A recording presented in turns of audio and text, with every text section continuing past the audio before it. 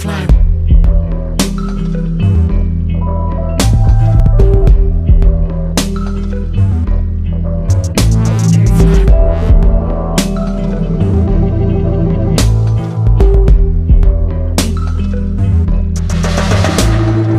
Dark was the night, her shape and a void in my eyes.